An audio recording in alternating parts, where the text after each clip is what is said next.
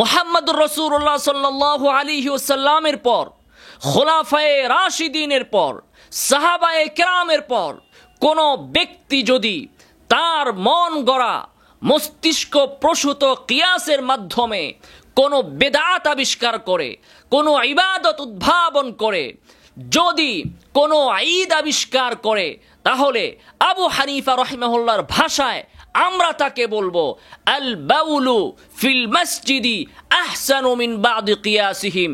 এই ধরনের কিয়াস থেকে মসজিদে পেশাব করা অনেক ভালো। অতএব যারা ইসলামের ভিতরে, দ্বীনের ভেতরে নিত্য নতুন ইবাদত আবিষ্কার করেছেন, নিত্য নতুন ঈদ আবিষ্কার করেছেন, আজানের পরে বুইড়া আঙ্গুলে চুমা দিয়ে চোখে মোছা আবিষ্কার করেছেন, যারা বিভিন্ন বেদাত আবিষ্কার করে উম্মাহকে গুমরা করছেন, আমরা তাদেরকে বলবো এই ধরনের বেদাতি ঈদ ইবাদত বাদ দিয়ে আপনারা মসজিদে যে লাইন ধরে পেশাব করেন, আবু হানিফা রাহিমাহুল্লাহর ভাষায় এটাই আপনাদের জন্য ভালো হবে। আমাদের জন্য ইলাহ হিসাবে, শারে হিসাবে আল্লাহ সুবহানাহু ওয়া তাআলাই যথেষ্ট। আমাদের জন্য শরীয়ত বর্ণনা করার শারিয়ার প্রতিনিধি হিসাবে মুহাম্মদুর রাসূলুল্লাহ সাল্লাল্লাহু আলাইহি ওয়াসাল্লামে যথেষ্ট।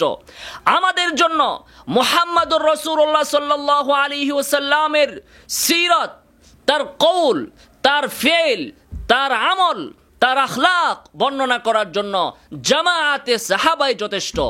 আমাদের জন্য শরীয়তের ব্যাখ্যা করার জন্য, তাফসীরের জন্য, হাদিসের শরাহের জন্য চার ইমাম, হাদিসের ইমাম, ইমাম বুখারী, ইমাম মুসলিম, ইমাম তিরমিজি, নাসাই, ইবনে মাজাহ, সালাফ যারা ছিলেন তারাই আমাদের জন্য যথেষ্ট।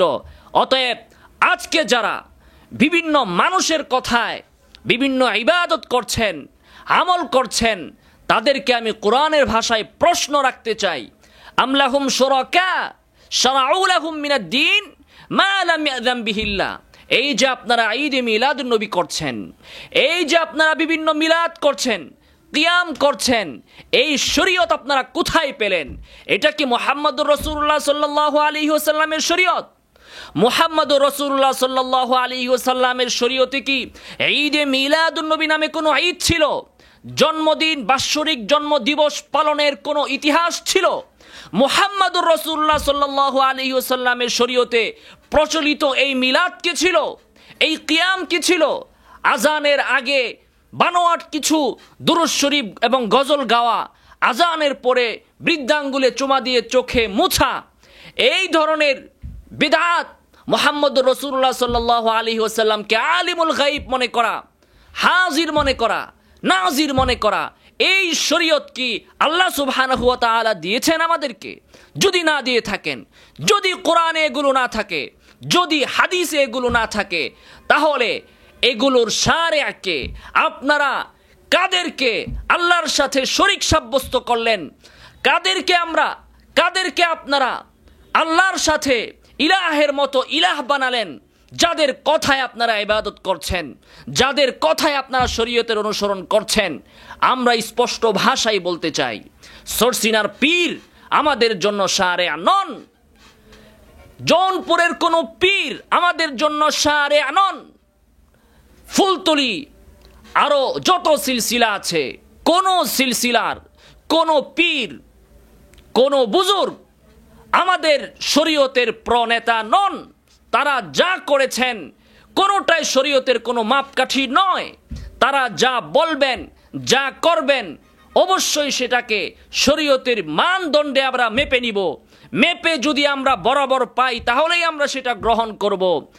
আর যদি আমরা দেখি যে এগুলো শরীয়তে ছিল না, মুহাম্মদুর রাসূলুল্লাহ সাল্লাল্লাহু আলাইহি ওয়াসাল্লামের শরীয়তের ভিতরে এগুলো ছিল না, আমরা সেগুলোকে বর্জন করতে, সেগুলোকে ছুঁড়ে ফেলতে, সেগুলোকে বৃদ্ধাঙ্গুলি দেখাতে আমরা এক সেকেন্ডও দেরি করব না। এটাই হচ্ছে আহলুস সুন্নাহ ওয়াল জামাআতের আকীদা। মুহাম্মদুর রাসূলুল্লাহ সাল্লাল্লাহু আলাইহি ওয়াসাল্লাম বলেছেন, মান আহদাসা ফি আমরিনা হাযা মা লাইসা মিনহু ফাহুয়া রাদ্দুন ওয়া ফি রিওয়ায়াতিন মা লাইসা ফিহি ফাহুয়া রাদ্দুন। যে ব্যক্তি এই দ্বীনের ভিতরে নতুন কিছু আবিষ্কার করবে, যেটা দ্বীনের ভিতরে ছিল না, যেটা দ্বীনের ভিতরে নাই, এমন কিছু যে আবিষ্কার করবে, ফাহুয়া রদ্দুন, সেটা প্রত্যাখ্যাত হবে, সেটা বর্জনীয় হবে। মান আমিলা আমালান লাইসা আলাইহি আমরুনা ফাহুয়া রদ্দুন, যে এমন কোনো আমল করবে যা আমরা করি নাই, মুহাম্মদুর রাসূলুল্লাহ সাল্লাল্লাহু আলাইহি ওয়াসাল্লাম করেন নাই, ফাহুয়া রদ্দুন, সেটা প্রত্যাখ্যাত হবে। আল্লাহ সুবহানাহু ওয়া তাআলা স্পষ্ট ভাষায় বলে দিয়েছেন, আল ইয়াউমা আকমালতু লাকুম দীনাকুম, আজ আমি দ্বীনকে তোমাদের জন্য পূর্ণাঙ্গ করে দিলাম। অতএব আল্লাহর শরীয়তের ভেতরে, আল্লাহর ইসলামের ভেতরে, আল্লাহর দ্বীনের ভেতরে, মুহাম্মদুর রাসূলুল্লাহ সাল্লাল্লাহু আলাইহি ওয়াসাল্লামের আনিত শরীয়তের ভেতরে সংযোজনেরও কোনো সুযোগ নাই, বিয়োগেরও কোনো সুযোগ নাই। তিনি যা বলেছেন, যা করেছেন, সেখানে ফুল স্টপ। এরপরে এক বিন্দু পরিমাণ বাড়ানোর কোনো অবকাশ পৃথিবীর কোনো মানুষের নাই। এটাই হচ্ছে আমাদের আকীদা, এটাই হচ্ছে আহলুস সুন্নাহ ওয়াল জামাতের আকীদা, এটাই হচ্ছে উলামায়ে দেওবন্দের আকীদা, এটাই হচ্ছে প্রকৃত মুমিনের আকীদা। আল্লাহ সুবহানাহু ওয়া তাআলা এই ধরনের পথভ্রষ্ট উলামায়ে সু, যারা কিয়াসের নামে, ইজমার নামে মানুষকে বিভ্রান্ত করে নিজেদের বাপ দাদার ধর্মকে মুসলমানদের উপর চালিয়ে দিতে চায়, যারা আল্লাহর দ্বীনকে বাদ দিয়ে, মুহাম্মদুর রাসূলুল্লাহর দ্বীনকে বাদ দিয়ে, তাদের ঈদকে বাদ দিয়ে, তাদের দুরূদকে বাদ দিয়ে, তাদের সালাতকে বাদ দিয়ে, নিজেদের বানানো ঈদ, নিজেদের বাপ দাদার বানানো ঈদ, নিজেদের বানানো দুরূদ, নিজেদের বানানো সালাম, নিজেদের বানানো মিলাদ মানুষের উপর চাপিয়ে দিয়ে মানুষকে জাহান্নামের দিকে নিয়ে যেতে চায়। আল্লাহ তাআলা মুসলিম উম্মাহকে, বাংলাদেশের মুসলমানদেরকে এদের থেকে, দাজ্জালদের থেকে, ফাত্তানদের থেকে, পথভ্রষ্টদের থেকে হেফাজত করুন। আমিন। ওয়া আখিরু দাওয়ানা আলহামদুলিল্লাহি রাব্বিল আলামিন।